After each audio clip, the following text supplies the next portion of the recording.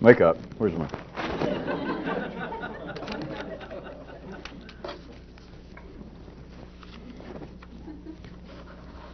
Welcome to the only TV ministry that accepts all competitors' coupons.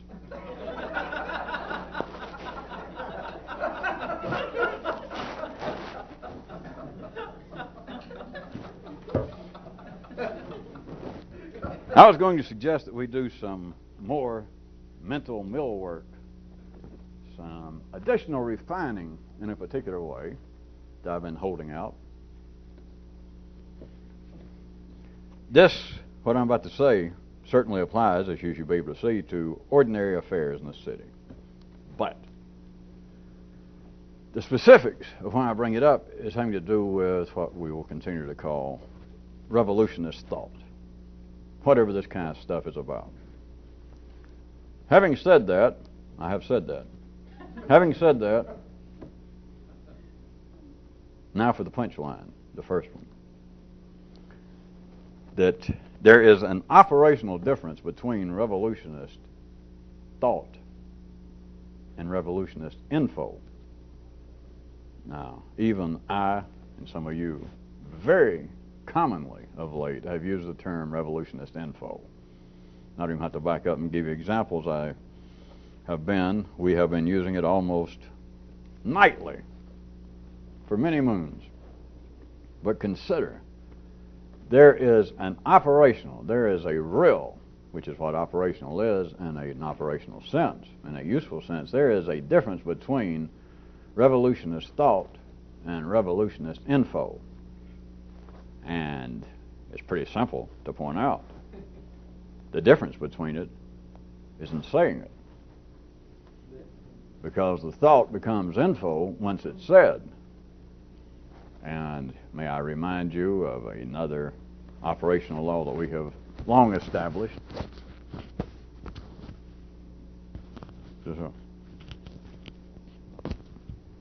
Well, based upon the observation that all of you can make, that a two-way conversation is drastically and immediately affected by the appearance of a third party. The thought is drastically affected by the appearance of the disruptive stranger, the third party interruptus. Talk. The info that comes out is drastically and immediately changed from what you were thinking. Now, this has almost no pertinence in the ordinary world. That is, it would be silly upon silly to try and talk to ordinary people or to try to come up with some sort of theory or cult or philosophy to ordinary people saying, boy, there's a great difference. You might as well try and tango with about 14 tar babies simultaneously, because the way the ordinary secondary world is arranged, this has no pertinence. But to someone attempting to do this kind of stuff, it has a pertinence that is so subtle, may I say, so sublime, that you must accept. I suggest rhetorically my opening gambit of saying a kind of mental renewed millwork. It is a true refinement. Because think not just us talking here at these meetings about revolutionist info, or subversive info, or new info, fresh info. And it would appear at times, let us say, just for an example, there's a possibility that some of the stuff that we talk about here, some of the things that I seem to say, could strike someone that was interested in such as this as being, worthy of taking a note, or that's something I would never thought of. It's something that, in fact, I realize I would never have heard. I can imagine anybody else ever saying that, anybody making that observation. And so, any such term as revolutionist information, fresh data, any description like that is almost a shoo-in for someone that's interested in this to accept that, yes, that is. It may or may not be. What I want you to try and see is whatever thought was behind that is not the same thing as the words. There is no such thing as twins, one being thought and the other being info. you have to bring in a third party. You have to bring in the disruptive stranger. It has nothing to do with psychology. It has nothing to do with anything other than energy flow.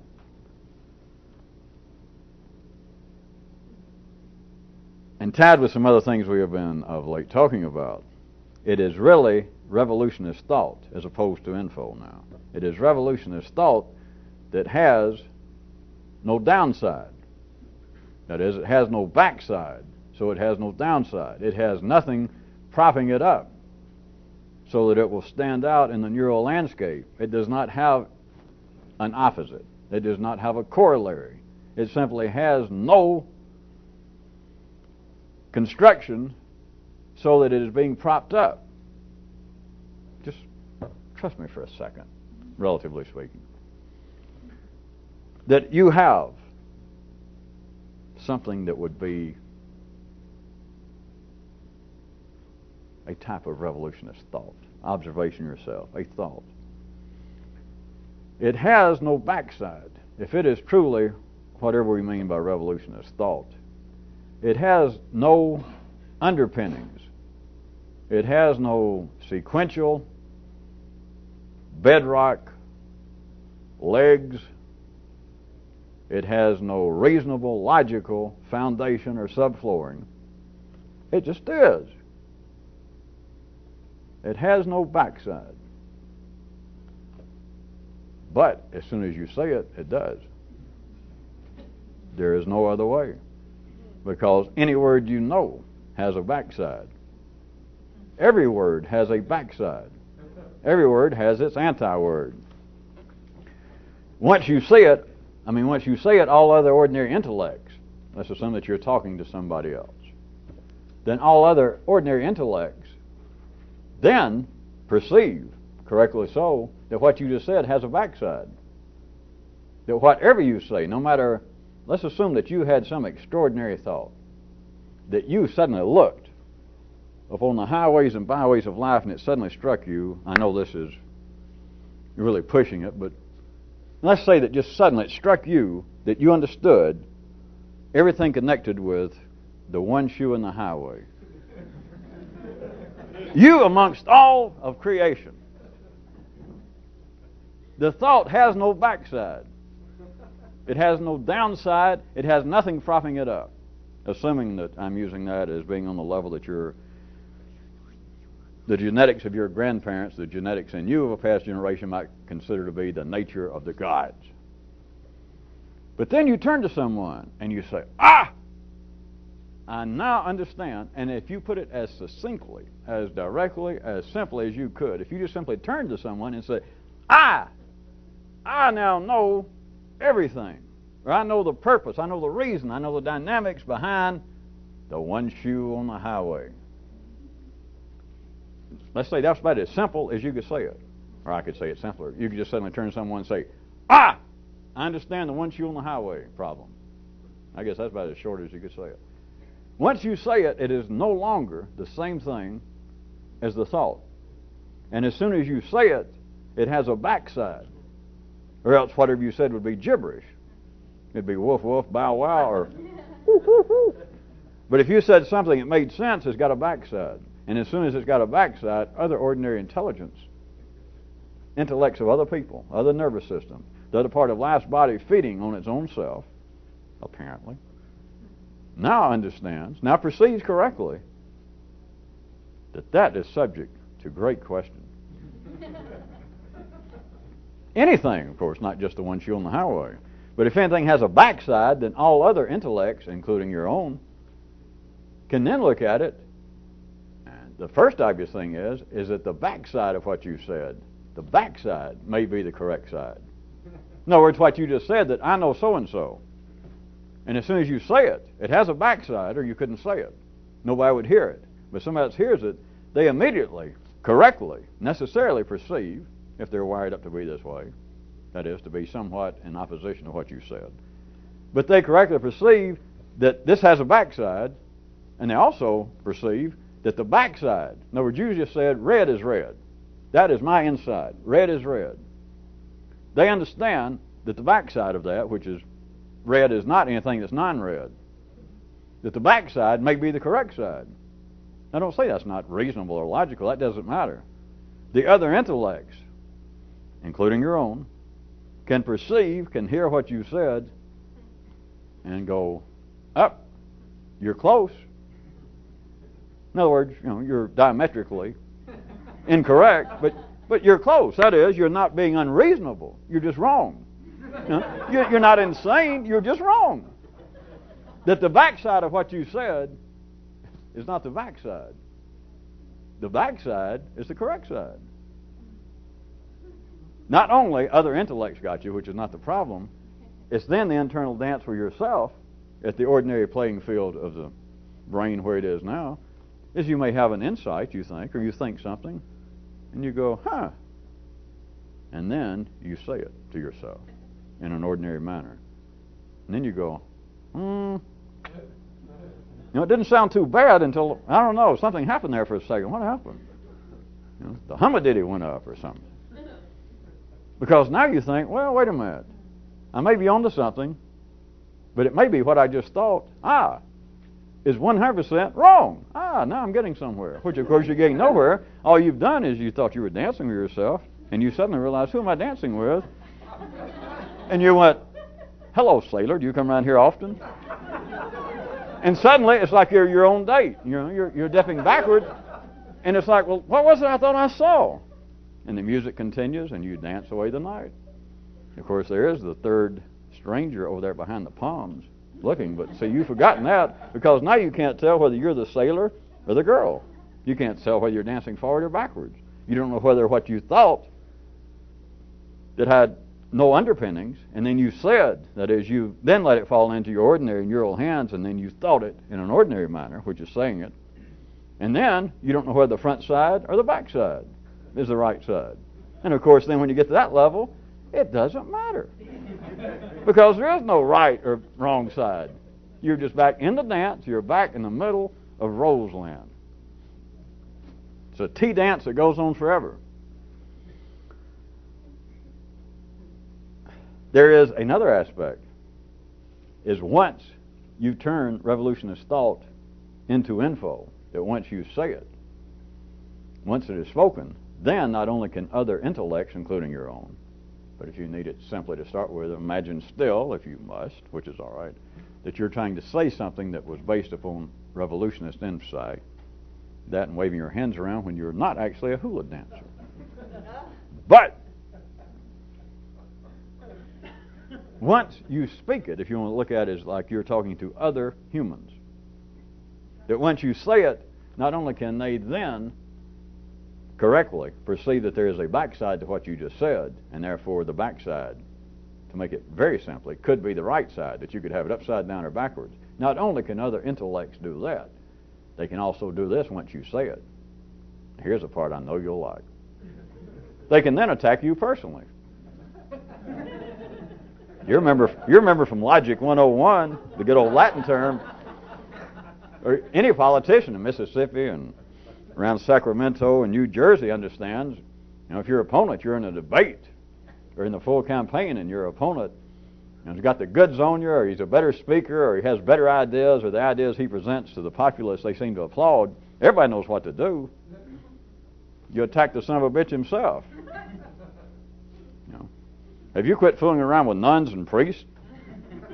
Or whatever it is? Once you say it, no matter what the original basis was, we're still talking about not just ordinary thought now and ordinary affairs, but if we're assuming that we're talking about something that would be truly subversive, something that would be revolutionist in nature, once you say it, not only can then, when the thought becomes info, that it be correctly attacked, questioned, reversed, then you can be. Now, don't just pass off the little, evidently, you thought, humorous observation I made about democratic elections, that poor, sorry sight of people seeking power having to go out and beg for it, but that's another story. Don't even think about that. It's a sad sight to see. Other than that's what life seems to be. It's not just them questioning the info. It is then that they can question you and just bypass the info. I repeat again, not just others vis-a-vis you, you do it to yourself. All forms of, it's known in psychological city circles as self-guilt, self-doubt. But if you need a good hardwired springboard, is once you turn the thought into info, other people can then attack you. If they do not see any particular reason, they're not wired and primed up to actually attack the info, which they can, because it has a backside if you set it. But beyond that, they can listen to it, and it can strike them on this basis of, you said something, that I understand the nature of life. I understand why you see more cheap shoes on the highway. I understand why you see more beer cans thrown out on the byways of our country than you do champagne bottles. The other intellect, instead of responding to the info, which has a backside and is subject to be attacked, reversed, corrected, they can then simply attack you. Now, I don't mean anything. It runs a full gamut, but I don't mean anything very complex. Is you can make some statement based upon what you consider to be originally some truly extraordinary observation, some thought. And once you say it, the other person can listen, another intellect can listen to it, and just go right for the gullet and just say, where the hell did you go to school? Are you from around here? What kind of accent is that you got? Are you wearing a hairpiece? Or for those from downtown Manhattan, they can just say, are you talking to me? It's all then an attack on the person, apparently, which is the same thing as an attack on info, because there is no info in the secondary world without what? Not CBS. Without people. There'd be no info. Now, there could be thought, if in some way that the human nervous systems had evolved and they could actually fire and shoot off the chemicals and the charges and were thinking and still couldn't talk. But beyond that, which did not happen, there can be no info without humans. There's no such thing as info. So an attack on the person that speaks, that turns the thought into info, the attack on the person is the same thing as an attack on the info. It's just people really hard up for a hobby such as academic logic that tries to draw the distinction between, well, now it's one thing, and they make you do all those charts if you're going to get through your freshman year, that they say, well, it's one thing to attack the irrationality of another person's statement, which is within the correct purview of intellectuals like us. Thus speaketh the man or woman teaching Logic 101. But then they say, but hey, verily beneath a civilized person is to attack another human because of his views. And you sit there and you're civilized and you're 19 years old, and you might strike you correctly at the city level that is a real distinction. That a real civilized person would not attack somebody personally just because you didn't like their views or their politics or whatever it was, or even if they were irrational. There is no difference. When you cannot have one thing without another, there is no good word for this. I play around talking about synonymously, and synonymously on a more complex level. But there is no real description in the 3D world for this because it doesn't exist. It can't be reflected at this level. But when one thing cannot exist without a second thing, then they are synonymous. It's not a valid 3D description. That will not fly in the city. Because what it would sound like to them, probably people majoring in logic or teaching it, they'd probably say, ha, you're trying to compare apples and Boog Powell. You probably mean apples and oranges. Yes, but I was trying not to use so many cliches. Well, we're very impressed. In other words, a human and info, how can you compare them? How can I say that they are synonymous? But you cannot have info unless you've got a human. And you can say, well, all right, that could be, but they're not synonymous. I'm not going to stay here, but I suggest to you that there is operational food there, that they are synonymous, but in a way that is much more manifold, complex, than any 3D definition of synonymous. Because you are correct, it will not fly rhetorically, linguistically, verbally to say that a human and any info are synonymous. I mean, we're talking about two different things. But when you've got a situation that you begin to see that you cannot have one of these things, whatever it was, without having the other, I mean, absolutely, then they are, in a more complex fashion, they are synonymous. Huh? Or, as you say up north, eh? You talking? No. Well, let's change paragraph slightly. And for everyone who loves myths and legends and all the Grimm sisters and in secondary kingdoms, a knight, that's holding a sword, a man. But a knight can only be heroic if he is in the armor of silence. Secondary adventures turn into be no adventures at all, even on the mythical level. The true adventures would be, I suggest, I'll try and get you to see, would be silent quests. They would be secret adventures.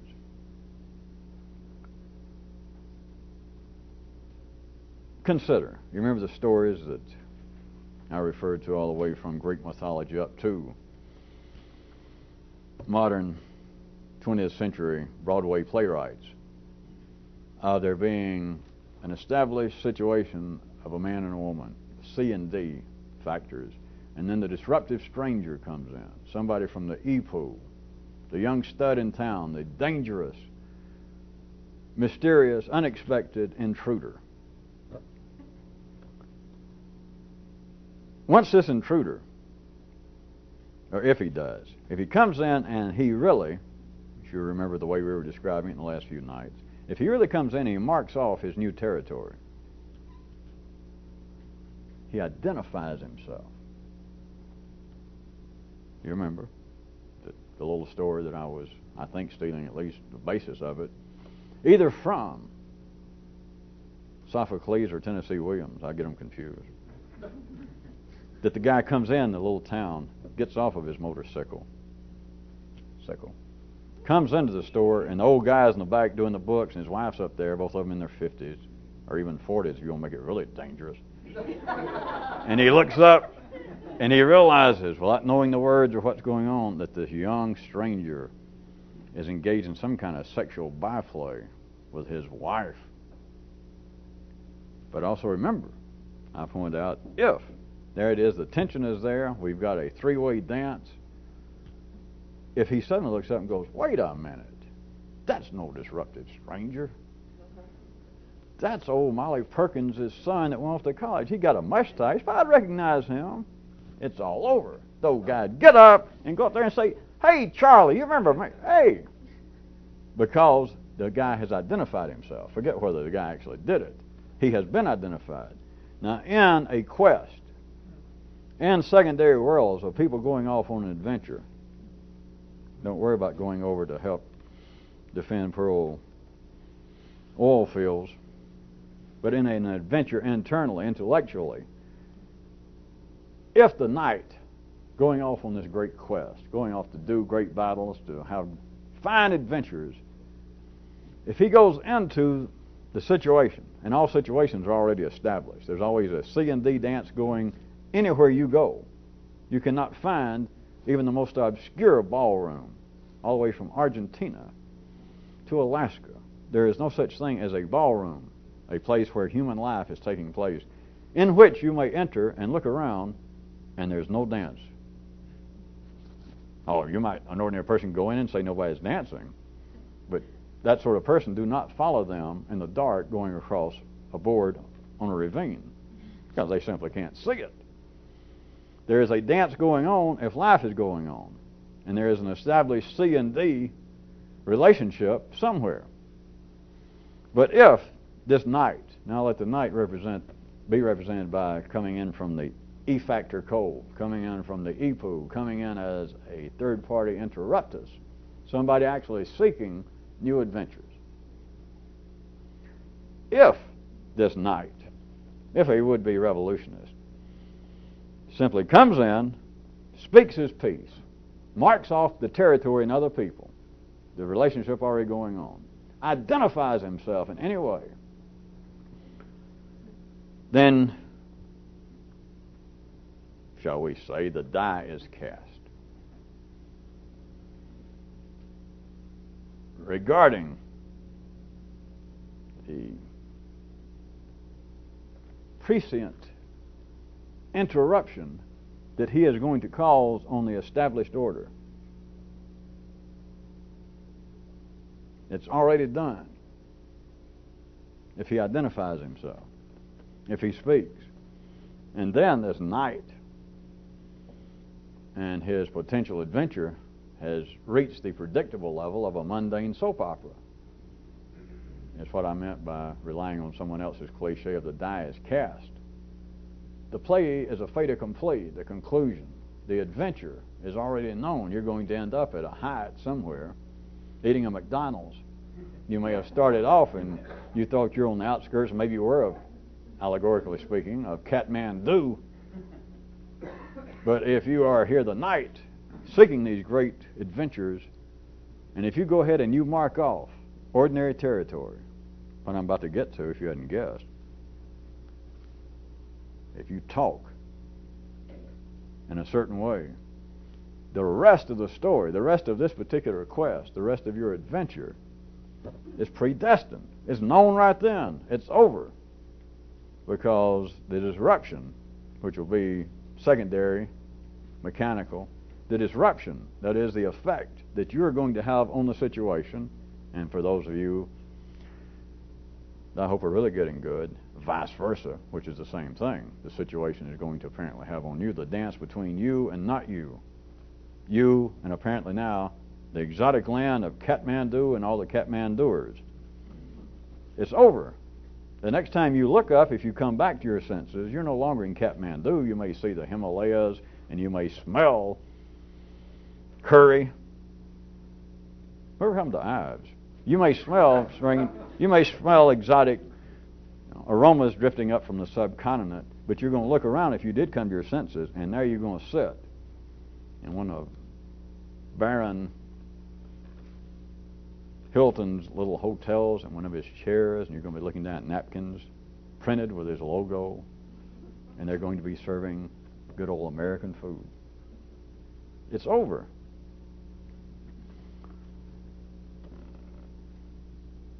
A revolutionist type knight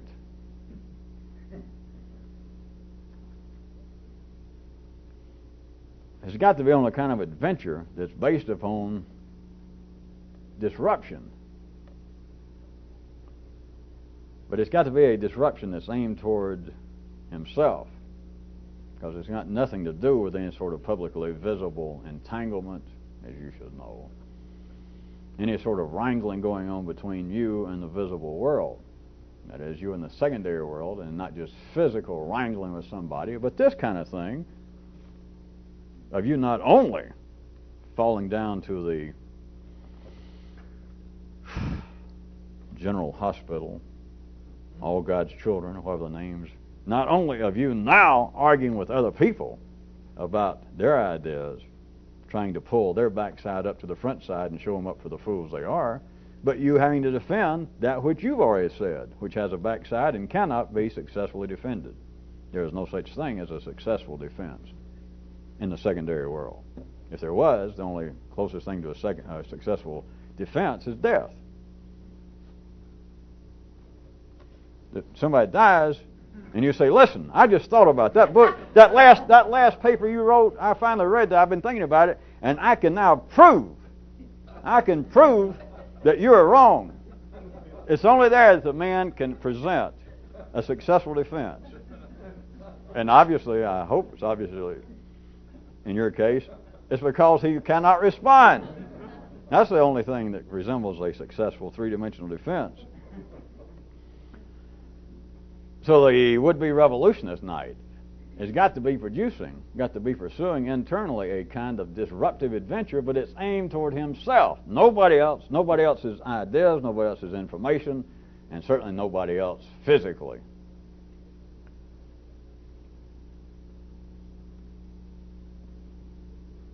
Jump in and take a sub-indentation, whatever the hell that is.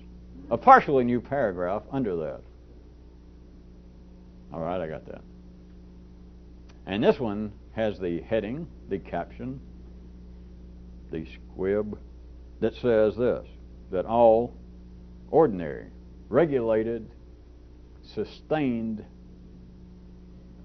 growth requires order. Now, at many levels, they should be self-evident. I didn't make the sentence too long. Ordinary growth, sustained growth, not just some little spurt here and there, but the sustained growth of life, and specifically, is, you might guess, I'm referring to the sustained life, growth of life through man. Unless I lost my place numbers delivering the speech I normally do on Tuesday night. Well, I do it. There's a group of bears that I meet with up in North Georgia. But I don't guess. Oh yeah, I'm safe. I'm referring to the growth of life through humans. Good. It's good to know where one is. I can't imagine how anyone would mistake a dark cave. Well, never mind.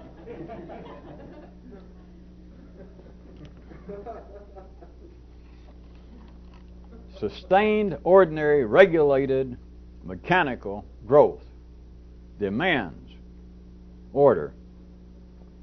As an aside, I might point out that you could look at the Kyroots as being sort of a scheduled, intellectually aerobic exercise in disorder. End of aside.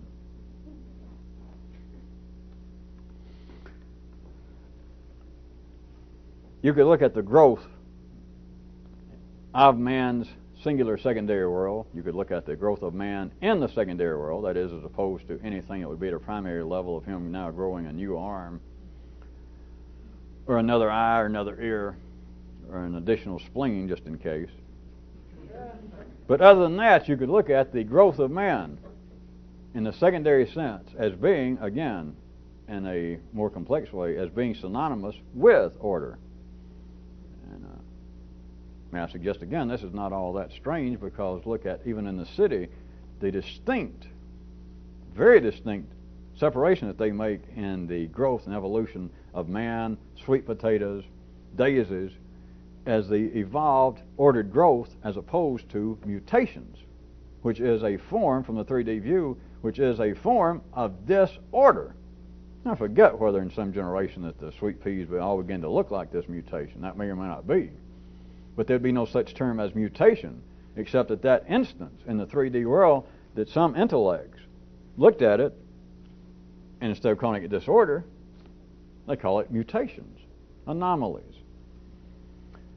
If you begin to see that, you can see, although again, they do not synonymize at a 3D level, but you could look at growth in the secondary world and order as being operationally synonymous, because there would be no regulated growth. I'm just talking about the kind of growth that ordinary intellects perceive, write about, see in retrospect, theorize is going on now. That is not possible without order. I mean, that should be, don't get distracted by weirdness, that should be just self-evident. Order is just the absolute basis in the three-dimensional world, everything that can be perceived. Order is the basis of growth. I mean, you can't have growth without order.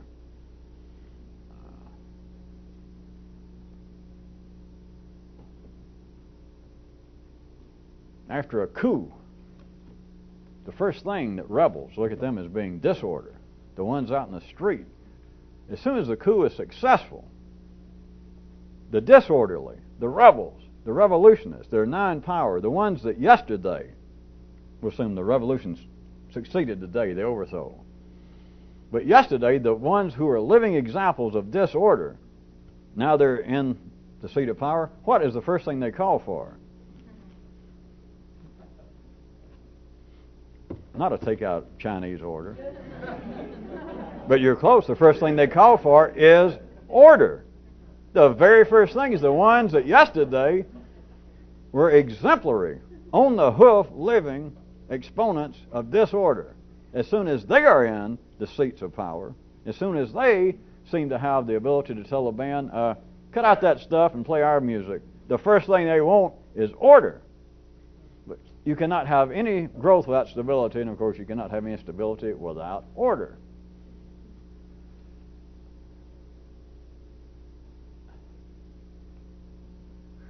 Again, I point out to you that the revolutionist knight has got to be able to produce a kind of disorder within himself. Again, not out here, not to get entangled with the world out there. That is unprofitable and insane. Does not even begin to cover it. And if I even had to point that out, you don't. If you find that significant, you don't really belong much of anywhere around here. But you have got to be able to produce a kind of disorder internally. Because back at the secondary level, insofar as ordinary life, at that level, which we're assuming nowadays that everyone must live partially at that level, unless I again have stumbled into the wrong place, that this is a convention of hermits. If it's not that, then to some degree you're having to live in the city. And at that level, everybody, including a revolutionist, you have got to lend your support. You have got to, in a sense, conform to, relatively speaking. You've got to play along with the order of the city. Because any idea that you might still have somewhere lingering behind, probably a plastic palm, as a matter of fact, not a real one, but a plastic palm, that you still have any ideas of some kind of rebellion against ordinary affairs of the city, institutions, ideas, any notion you still got of that is a sign of, well, forget a plastic palm. It's more a sign of a plastic brain. You're not going anywhere because you have got to lend your support to that to varying degrees. That kind of rebellion is not rebellion against bad ideas, unacceptable political theories, oppressive economic conditions, although at the 3D level it may certainly seem that way. But any rebellion of that sort is rebellion against, must I say it, the health of life itself. And if I must say this, I'm not in the business of being a soothsayer,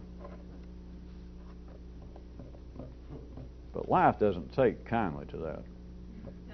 Unless, of course, you are wired up to do that already, and then you shouldn't be here anyway, because it always has had some young wild-eyed Turks outside the gates rattling their sabers or shaking at the gates themselves.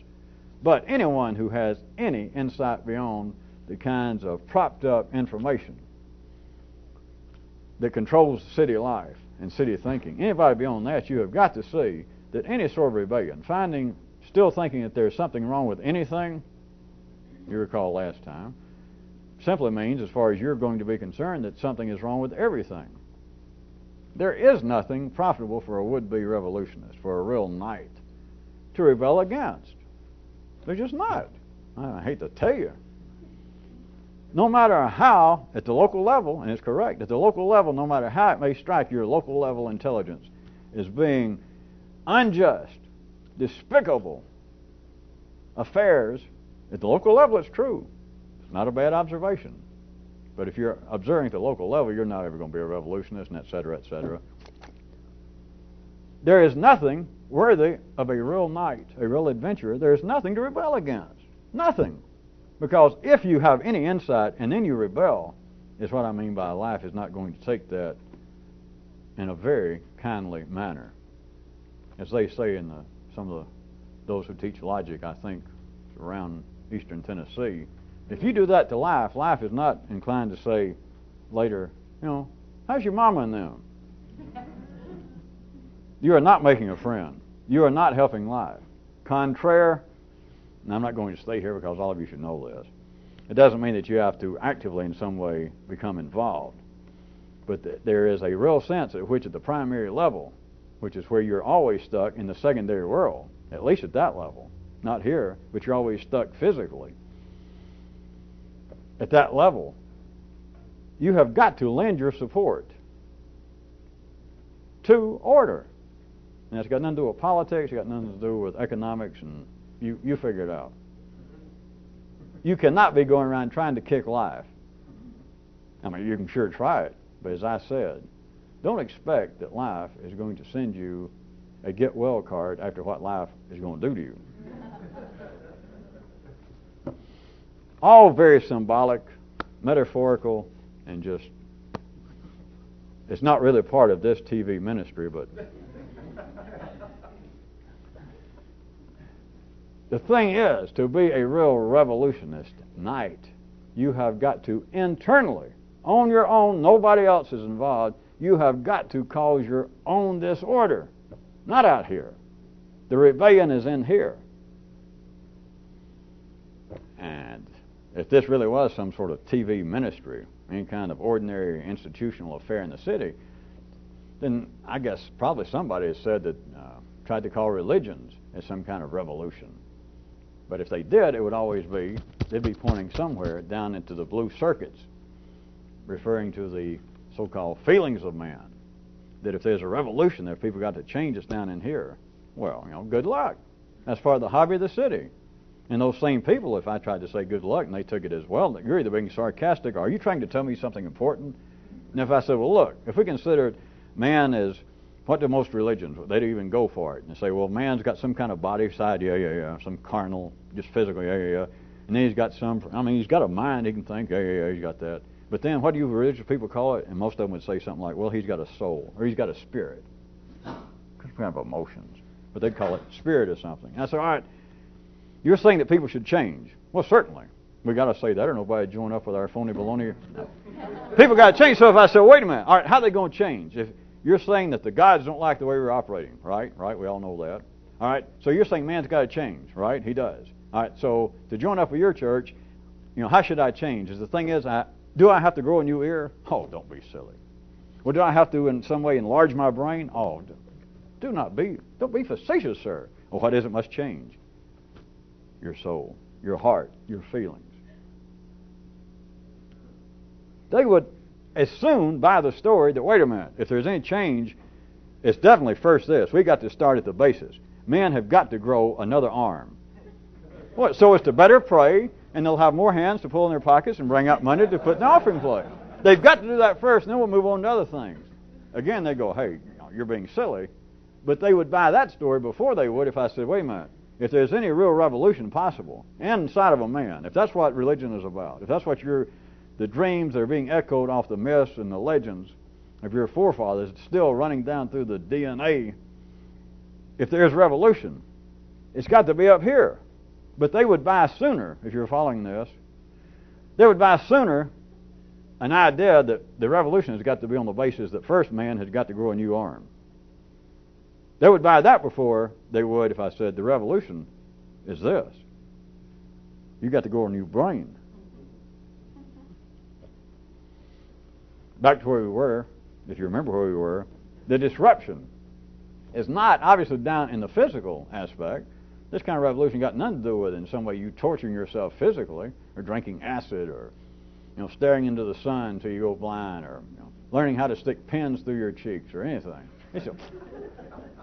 But it's also not going on up my old nervous system diagram. It is not up into the limbic feeling system. It is not in some way, which is as far as humanity has gotten in general back at the city, that, all right, we're past the point of worrying about, at least civilized people, that we're going to kill each other, or that we're going to accidentally go out and drink,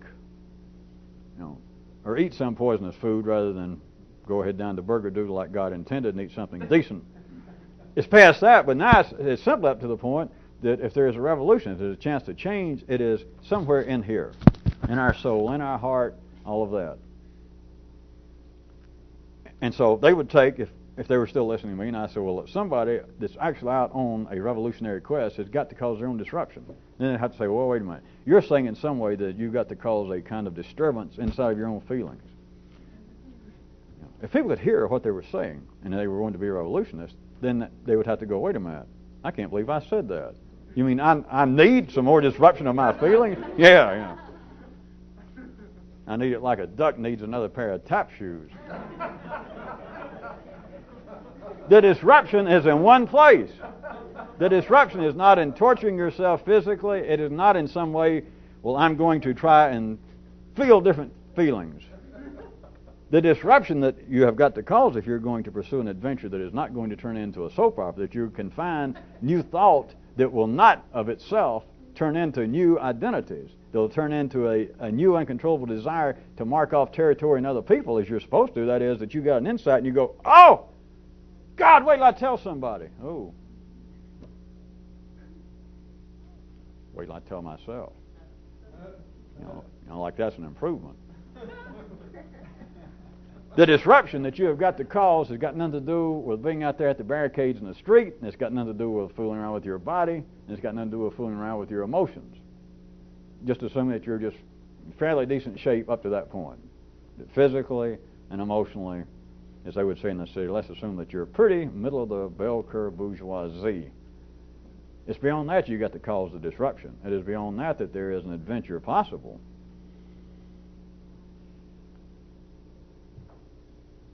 It is a form of disorder. That is, if there's some way to talk about revolutionary affairs, to turn info, to derive info from thought without me having to put into words, then that would not be one of the words I would have necessarily chosen. But vis-a-vis what I'm trying to get you to consider, that all ordinary growth in the city, in the secondary world, is based upon order, then any kind of growth that would be personal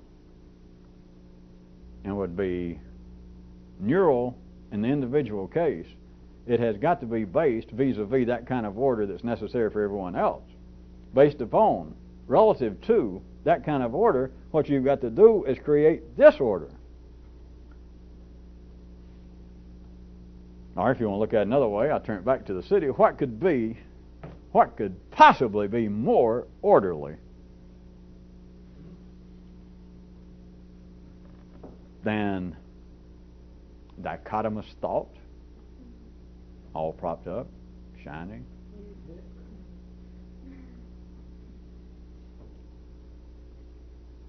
And bifocal info, which of course is all propped up, that the left eye can't see without the right one. Things are becoming clear to me now. Very good, very good. Yes, I see. I thought what I was seeing was correct, but now I see this is correct. What could be more orderly? That even if apparently you, if you're an ordinary person, have improved, that you have learned something new. What do you learn? Well, I learned that, let's take one piece of information. I learned this piece of information that I had thought was true all my life. Found out I was wrong. What could be more orderly? You don't ever hear ordinary intellects say, yours or anybody else's say, well, there was an important thing that I thought I always understood, and I realized I was wrong. Well, how so? I don't know. Because all ordinary intellects do know. Because what they know is, or what they're saying, that, I have come to my senses in this one affair. How's that, sir? The backside, I had the thing backwards. How orderly. But you understand, it'd be complete disorder. Come on, that's not that strange. If we took some prevailing that apparently important theory of physics, still searching for the great unifying theory, but if somebody stood up that had the credentials and they spoke on the basis I'm using now, science as being, even the secondary level, as being the epitome of order and logic, but of order, and the person says, our basic assumption, the theory underlining, the very basis of gravity, that part, we now understand it's been proven. We now, us staying here on the stage, we understand we were wrong. And the world goes, yes. In what way? You understand that this would not happen unless the incorrectness that is, the refining at the secondary level, is simply going to be in one form or another. That they're going to take whatever it is they're talking about and turn it around. But it will never be something on the order as something very important. It could be this, it could be all sorts of other areas, if you consider other areas more important or as important. In literature, theories of history, for them to say this important thing that we all believe, and you people took our word, yes, yes, yes, is wrong, and you wait for the rest of it, and the rest of it is, we got no idea why it's wrong. Then the rest of the intellects would have some idea why it was wrong, because they think those guys collectively have become senile. Their brains have in some way just en masse become disordered because it makes no sense. Now you can say that rhetorically it does make sense, that you can say, all right, I always believed that green was this kind of color. And I'm in charge, at least at one level, of the visible light within the electromagnetic spectrum, and I found this is wrong. This is not green. If you just say it's not green, of course, you've already established, in a sense, the backside. Because people, if you didn't say more, would assume, well, you're either right or wrong, you're saying it's some other color. But to say that this is not green, and then the words now fail at the 3D level because this sort of thing cannot happen, but then you tried to convey that this is not green, and everybody goes, well, okay, yeah, I can understand you saying that, maybe I'd agree, but what's the rest? What's the basis of you saying this? And you say it's not green because of reasons that make no sense and have nothing to do with green or not green. Now, rhetorically, that makes a little... That sense would diagram. You say, yeah, but it makes no sense because it has no operational value in the secondary world. That if something is wrong, to varying degrees, it may apparently have a slight different verbal spin, but all it is going to be the backside is now taking preference. We thought this was true, but it's not. That will not do. That is not disorder. That is still order. Revolutionist info has got to be based, first of all, on its silence. It's got to be within the armor, under the banner, if you're on such a quest, of silence. Forget good King Harry. It's got to be in that armor of silence, and then it has got to be based upon an internal secret disorder. Because if it is in any way orderly, it may be fun. It may give your brain a small tickle, but many of you by now know the difference between a real brain smile and simply something that's sort of funny. What we have called in the past a real brain smile, revolutionist info, is based upon a kind of personal, neural disorder. Good thing we're not in a medical cave somewhere, because that sounds suspicious, doesn't it? Kind of neural disorder. It's good that none of you take that personally. You don't, well, don't worry about it.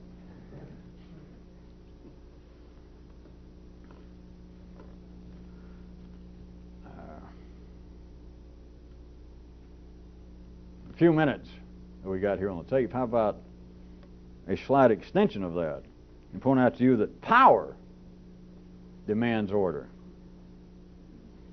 Even parenthetically, power loves order.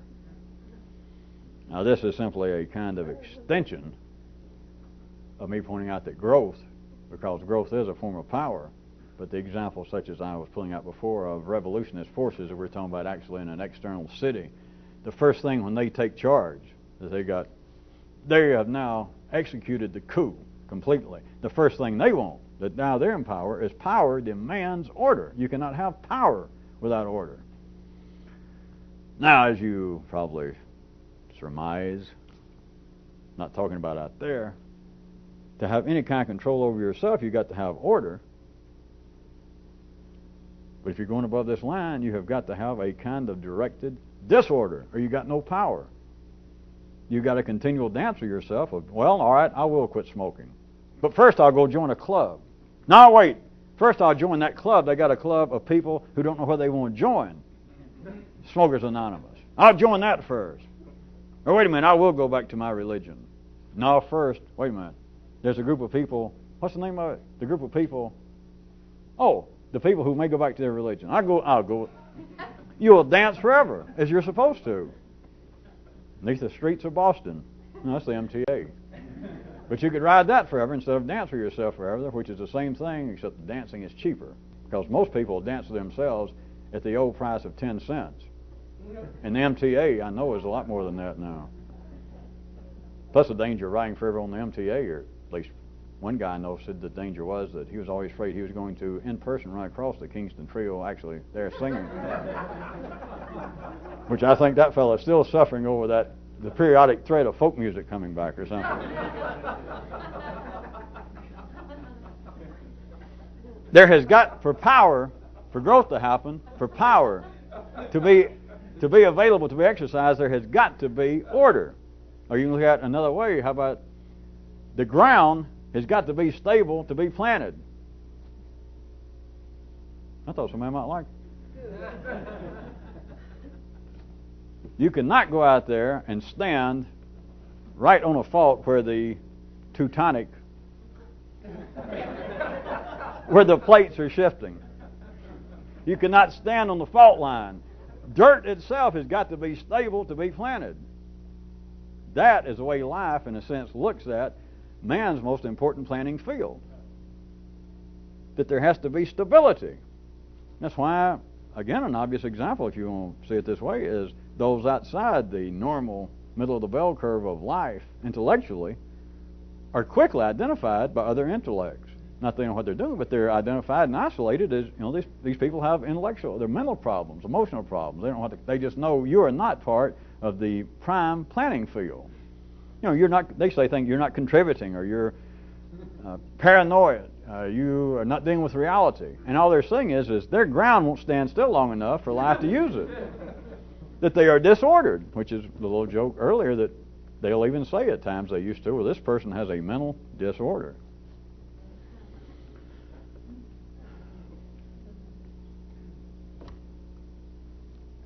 In conclusion, in a certain sense, how about this, from a certain kind of view, quite real view, in secondary affairs, life finds a certain kind of mortal silence to be potentially disorderly. That is, that men out here, just ordinary men, they should be yammering. All the tubers, all the corn, everything out in the field, they should be relaying info, not having thoughts, not revolutionist thoughts, which would not be spoken, but they should be relaying info, which, as you know, is info/energy. It's just a form of energy exchange. The field should be yakking it up. And from a certain view, a certain kind of silence, revolutionist silence, for a few people, if life had time, and if it was that important, life would look upon that, as what I'm suggesting, is potentially a grave disorder. It would understand, if it's of no consequence because of the size of life's operation, but it would look upon these few mortals that were engaged in some kind of unusual silence, which is not really the word, but it's lack of yakking. It's the lack of turning revolutionist thought into info, as you're supposed to, so that it kind of goes away. If life had the need, and there were enough people doing this, it would look upon these people as not only their silence as being a potential disorder, but it would recognize you finally for what you are. It's probably, damn it, at least a would-be revolutionist. And if it had time, I'm sure life would make a note and say, to be watched. Right. And then you could ask life to see if life gets up to our level, if it takes all competitors' coupons.